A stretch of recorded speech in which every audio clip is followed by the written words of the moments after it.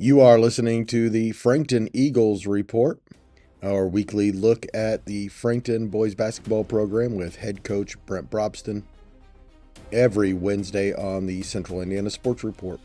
We'll also be recapping all of Frankton's boys basketball games, including Friday night at Madison-Grant. Please join us.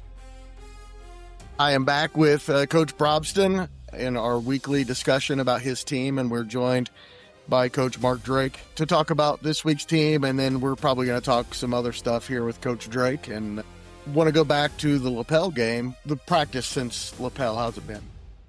Monday was good. It was getting back in here, discussing some of the things that we needed to get corrected, talking to the kids a little bit about some of the things that we think that they need to be better at, and just getting back in around each other, because it was a tough loss. Obviously, a disappointing loss, because it was a great basketball game, and you got to give credit to Lapel. They earned it at the end, and it was a good basketball game against a very good team. So for us, we just got to get back in here and get better, and that's what we did on Monday, and that was good for us to get back together. Tuesday, about the same thing. Just getting at it and getting back on the court, and a lot more court stuff Tuesday. Doesn't seem to have brought them down any. I think so. I think it did initially, but I think that they realized the big picture is not that game. So that game just made us better. It exposed us a little bit in a weakness at the end that we need to get better at. And, there were spurts also that were exposed. There's no one play that made that game. So there's a lot of things we go back on that we could have done better. And there's no individual in that game that cost us anything. It's a team effort, and we've just got to get better at some things that we did throughout that game that we know would have helped us win. The bad news is they scored the first 11 points, so you got to be better from the start. The good news is then you go from 11 down to 17 up, I think. Yeah. So you outscoring by 28 for most of the game. And then, of course, the bad news was what happened in the end. But there is good news to take out of it. No question. I think one of the biggest challenges was we were down 11-0. We could have gave up. Our kids fought back hard in the game. They showed some maturity, and we were able to get back in the game and get up 17. And that was that run right there of the 49-21 run was probably one of the best runs I've seen in this gym in a long time from a high school basketball team. And particularly defensively, I thought. Defensively, it was phenomenal. And offensively, we were transitioning very well. We had guys hitting the offensive boards really well, and we were shooting when we were open, we were taking open shots and really knocking them down. So it was an impressive run. And then you had to expect Lapel to do the same. And so you saw the same thing out of Lapel. They didn't back down. They came back. They made a run. And then we made another run at the end to get up 8.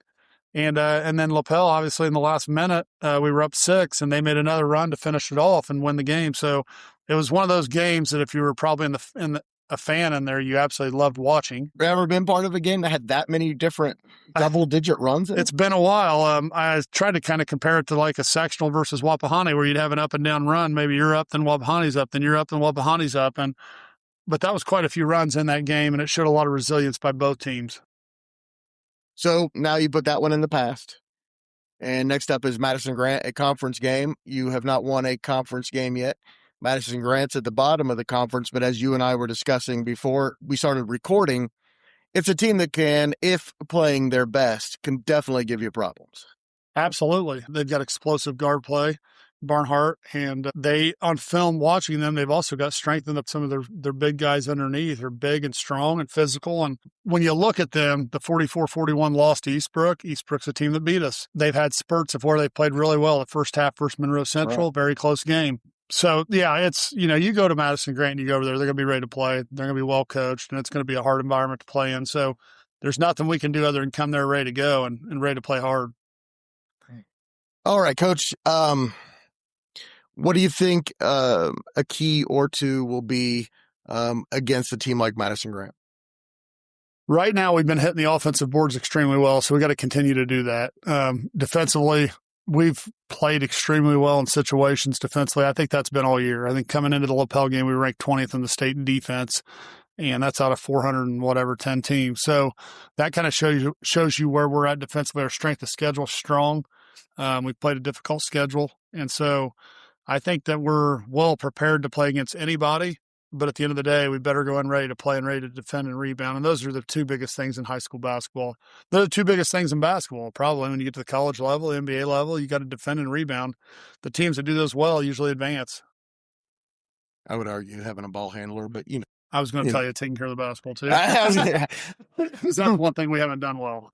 And well, I shouldn't say we haven't handled the basketball well. We went 8 turnovers, and then we had a turnover 13, and then in this game here we had 20 or whatever. So we've proven that we could handle the ball at times against Wapahani and Heritage and teams that were good teams where we only had 8 turnovers, and we've just got to treat the basketball like gold and take care of it.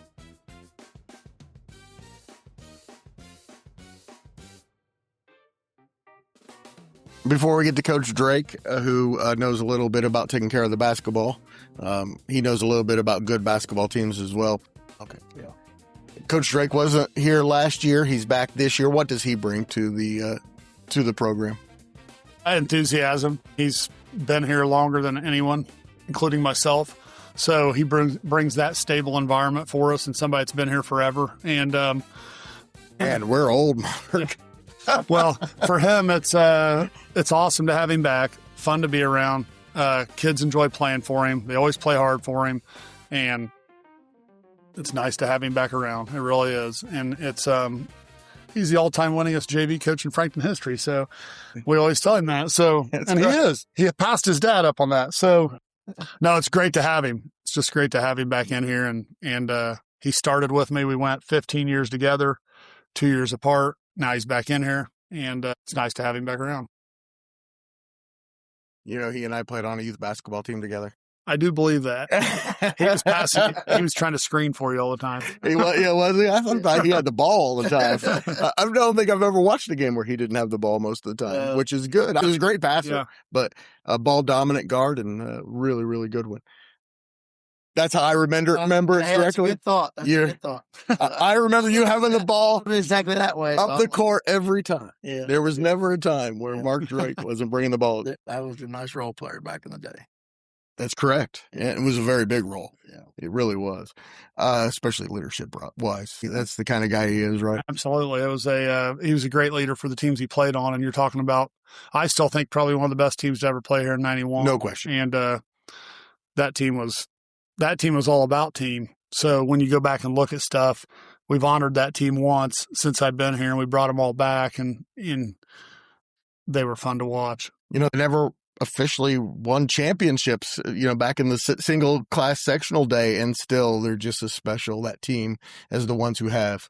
Yeah, people remember that team. There's a lot of people here the night we brought them back just a few years back, and if they would have had class basketball and they would have been in the 2A class at that time. I've said that forever. Yeah, it's hard telling what they would have done. And they went up against the giant schools in the Anderson sectional and all the way to the finals, and had a spectacular year. So really had a chance to win that game too, as people remember. And I always say that Anderson Highland went on to lose in overtime to Glenn Robinson, who went on to win the state championship. So clearly you were the third best team in the state. Yeah. Yes, that's correct. The 91 team was. Yeah. Right there, the regional. I think I'm pretty sure that Jason Whitaker maybe in that final game was 7 for 7 from 3. He had 30 points. I know he had 30 points in the sectional final. So that was a good team. And then of course Highland was awesome then too. I mean, had Alan Darner, but then Zachary Ash and the biggest front line that you'll ever see in high school. 6'10", 6'8", 6'9". Not that talented, not that skilled, but huge. Yes, huge. Correct. They were a team that was dominated by their guards, but huge. A rare team like that just they had a bunch of big guys, but their guards were the reason that they were. Yeah. Oh, good memories. Hey, let's talk a little to Coach Drake. Coach, tell us a little bit about this team and what's its personality and its identity, this current team. This team, this is a bunch of kids that they're willing to do whatever, Coach B says and what we say. They'll run through a wall for you. And, defensively, they're the best I've seen here in a long time. And we struggle sometimes with some offense. But I think that's just some of that's youth, some of that's just they prepare themselves well every week for defense, and we kind of hang our hat on that, and that's kind of what carries us through every game. Some of that is losing a point guard very much like yourself that was kind of ball dominant, and replacing a guy like that isn't easy. Losing Joey and Carmack was big last year, and now they've had to replace those points, and that's tough to do. We've been we're 7-4, and we very well could be 9-2, 10-1 right now. Just if we'd have shot a little better in some of those games, because we've only really one game we got beat bad was Eastbrook. And so every game we were there. Our defense allows us to be there.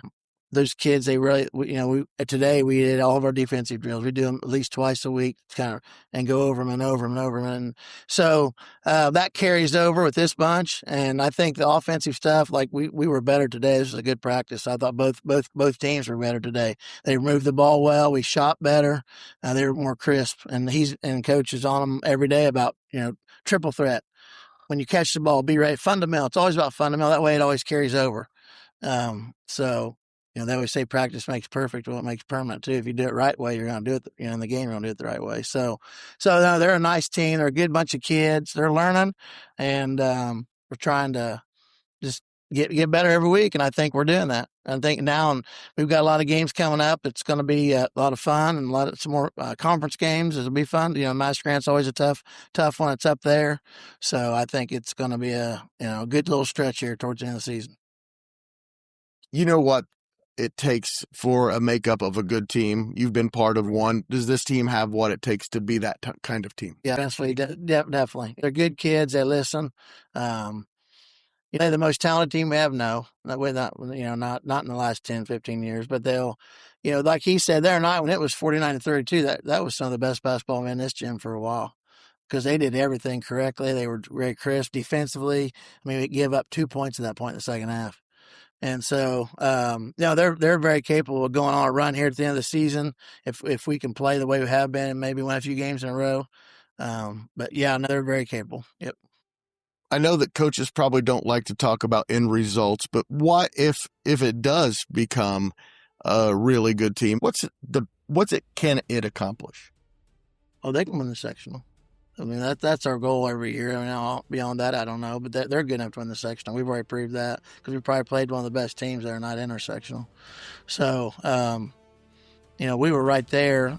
We outplayed them in that game. We probably should have won. Even lapel people have told me that. So, we're there. That's the end result. And if they continue to improve, well, will we do that? I don't know. It depends on other teams too, but we'll be right there at the end of the year to get to that goal. So.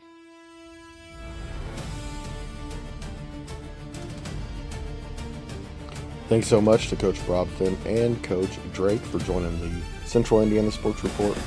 Thank you so much for listening. If you're interested in seeing the Central Indiana Sports Report continue to grow and thrive, please do us a huge favor and share this podcast with a Frankton Eagles fan in your life.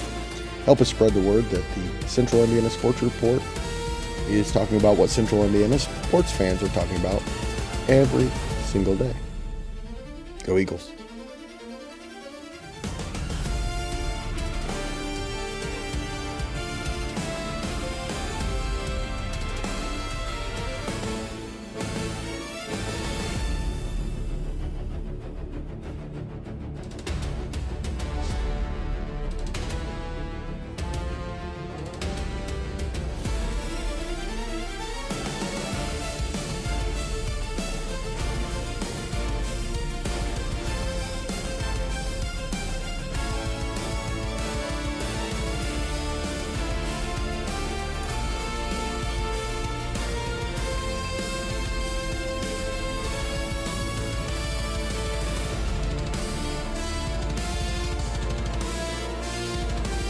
The Sports Report is a product of ITG Media, and I love Susie.